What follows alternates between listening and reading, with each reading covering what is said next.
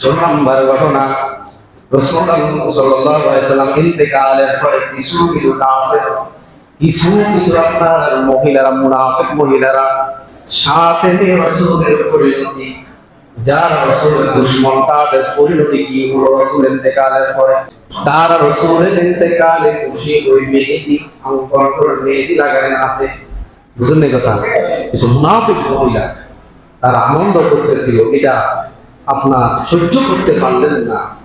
তৎকালীন যখন মুসলমানরা সেখানে ছিল, তারা চিঠি লিখে হযরত আবু বকরের কাছে একটা চিঠি লিখে পাঠিয়ে দিলেন যে এই ঘটনা।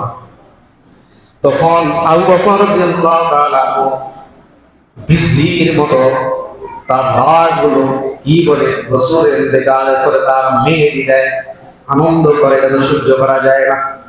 তখন তিনি গভর্নরের কাছে আপনার এই মরণের চিঠি পাঠালেন, নির্দেশ দিলেন তিনি যেন তাদেরকে এই যে রাসূলের সাথে বেয়াদবি করলো, আনন্দ উদযাপন করলো, মেহেদি দিল, তাদের কাছ থেকে যেন প্রতিশোধ গ্রহণ করা হয়।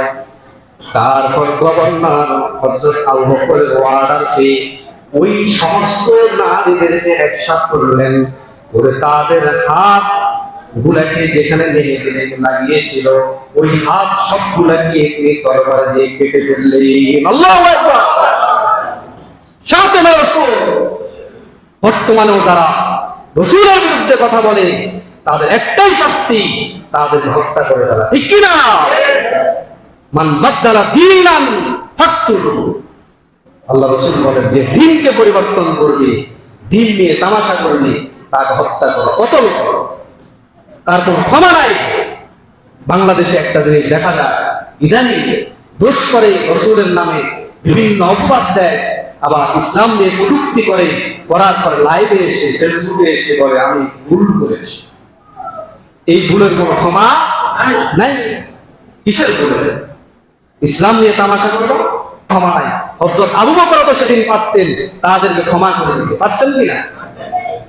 যদি তাদেরকে ক্ষমা করা হতো, এরপরে আরো এক গোষ্ঠী রাসূলের মৃত্যু নিয়ে তারা উপহাস করত, আবু বকর এমন একটা শাস্তি দিলেন যে ইতিহাস সাক্ষী এরপর থেকে আর কেউ এই দুঃসাহস দেখানোর সাহস হয় নাই, ঠিক কিনা? ইসলাম এটাই বলে। ইসলাম একটাকে যদি বাংলাদেশে যদি রাসূলের দুশমনকে যদি হাজার লক্ষ মানুষের সামনে যদি কতল করা হতো, ফাঁসিতে ঝুলানো হতো, তাহলে আর কোনোভাবে মায়ের বেটা আপনার রাসূলের বিরুদ্ধে, কোরআনের বিরুদ্ধে কথা বলার সাহস করতে 100 বার সে চিন্তা করতো, ঠিক কিনা?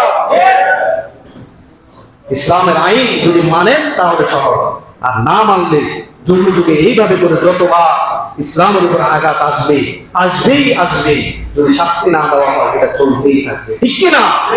আল্লাহ আমাদেরকে বুঝার তৌফিক দান করুন। আমিন।